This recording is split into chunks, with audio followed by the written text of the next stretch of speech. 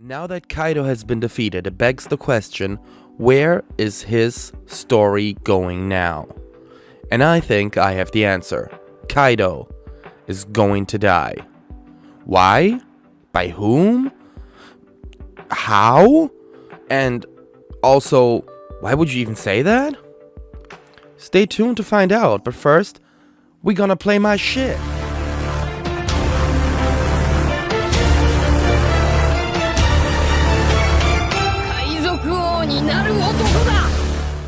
Now, I've been up and down with this. I've been looking through everything, and I think I've nailed it down now. So let's get right into it. But first, we have to listen to Superpower Marv, because that guy's my sponsor now, and I'm terrified of not showing his message. So, Superhero Marv, what do you have to say? You know, if you see the like button, here's what you do to it, right? You look at it, you say, like button, I'm gonna smash! And also the tiny one, this is the subscribe button. And you know what, while I'm fucking at it, come here, you dumb bell. Come right here. Oh, I'm gonna bell this too. I'm gonna bell so hard. Okay, seriously.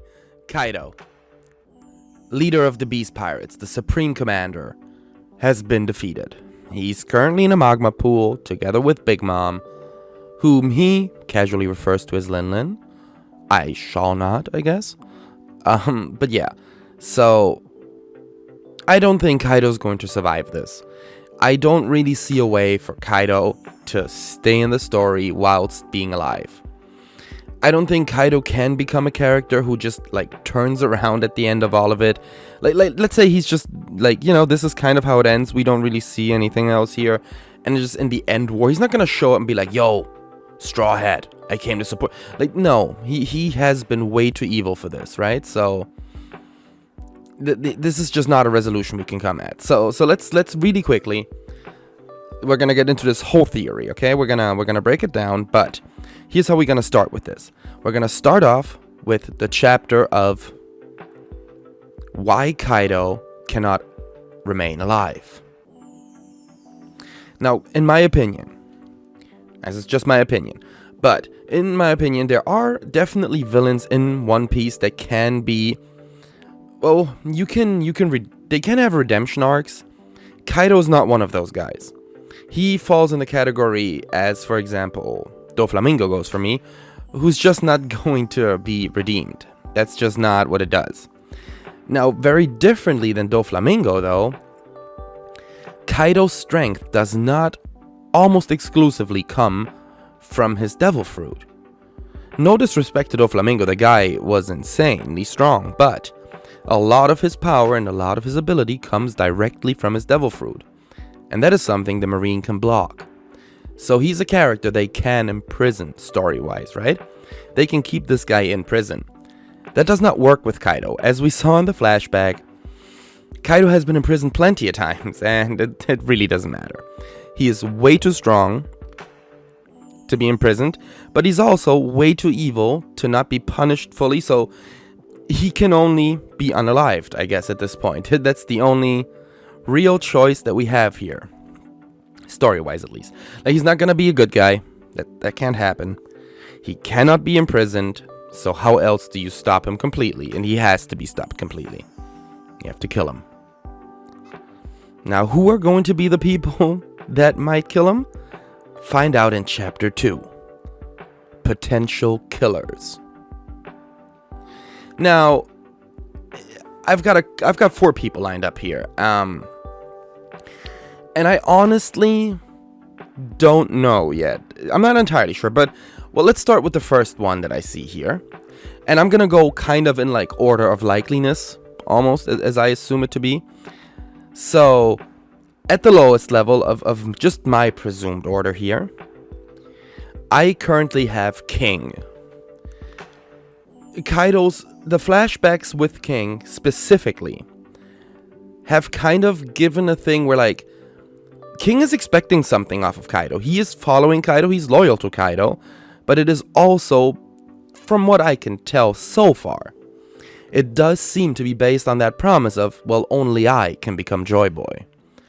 So him being defeated here, and most probably accepting through that, well, Ruffy is Joy Boy, is, I don't know, that's really telling to me. And also just, yeah, Kaido did tell him that, like, the guy who's going to beat me is gonna be Joy Boy. I figured it out. And then, but King goes like, yeah, well, that's not likely to happen. So I still think that King really had that belief in Kaido.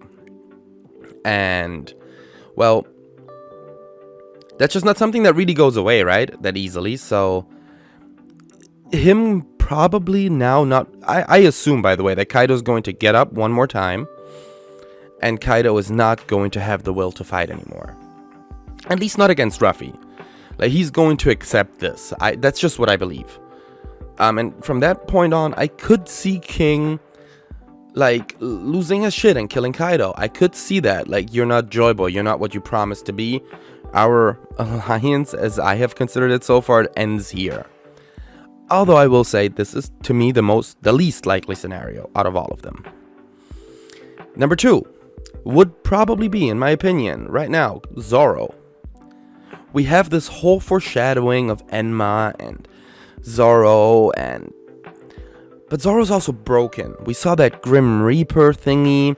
That hasn't fully been resolved. So that could be foreshadowing. Bringing Zoro and the Grim Reaper in there could be a foreshadowing. Let's be fair here. Zoro is not going to die. So what does all of it mean? Could be foreshadowing for the fact that Zoro is going to be involved in death. And that might be the death of Kaido. Maybe he's like, well, my captain let you go. I, however, am not that kind of beast, so slash. But then again, I also don't know that to be true. And I also don't expect it, because Zoro is in a really bad state, and I do honestly think that him and Ruffy are done for the arc. Like, they are not gonna fight.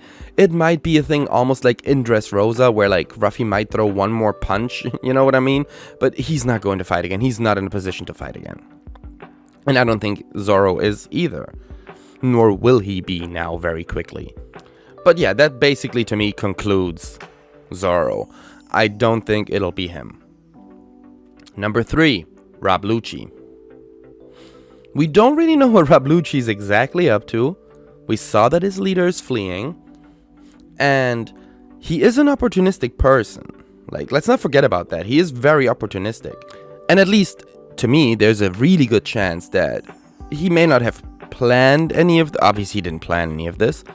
But maybe he saw the situation. He knows the guy fled. And if he now takes down Kaido and brings his organization his head, that would be a big bump for him. So we cannot forget about that. However, I'm not exactly sure where he's situated right now. I don't know what he's doing. So there's also a very, very good chance that he's just not in a place that he could actually act on this right now. So that's why he, in my opinion, is not the most likely. I think character-wise, it will make a lot of sense for him to be the guy to do this, but I don't think that, situationally, I don't think that matches up. And Oda likes to pay attention to this kind of stuff, so I don't think so. Lastly, and this is the person I believe to be the person to end Kaido, is Big Mom herself.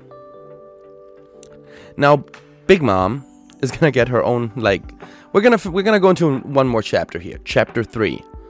Big Mom, Dragon Killer ? So I think that Big Mom is the most likely person here. Big Mom is terrifying. Big Mom is an emperor. Big Mom has the power to kill Kaido, I think.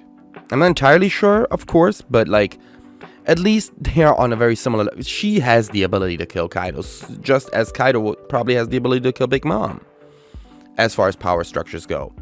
They have a history, and I don't know how that pans out. Meaning, I don't know if Kaido might be afraid of Big Mom due to something that happened in the past. There might be a thing where he has a hint of fear for her, and maybe she can use the soul power on him.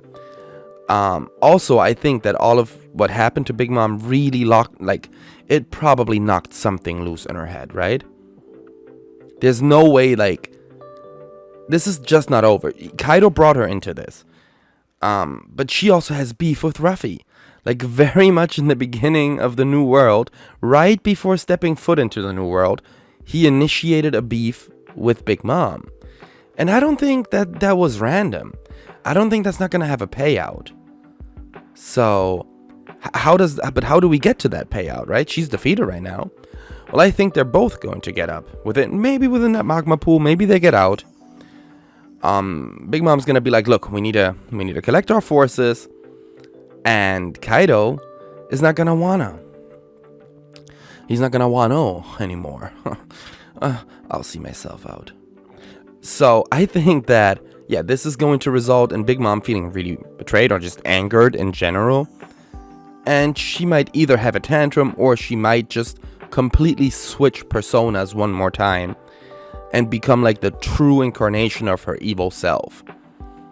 Which, if she kills Kaido, Ruffy finds out about that, that's going to piss Ruffy right off. I think her people are going to save her and escort her into, well, they're going to take her to Elbaf. She's going to be like, no, I need to go to Elbaf. I need to find some stuff out. And I think that's how this all leads into the Straw Hats eventually chasing after her towards Elbaf. Yeah, that's my theory on, well, you can call it a 1051 plus theory, I guess, or a Kaido theory. But this is my current theory on how the state of One Piece is going to continue for now. I don't think it's over completely. Yes, there was this panel right here with Momo. But I think the final send-off is more of like a symbolic thing of like, well, this is where, you know, where we're kicking him out. I don't think that means like dead. Could mean that Kaido's dead. I don't think so. It's at least not how I read it. Thanks for watching as always, and man, can't wait to see you guys in the next one. Holla!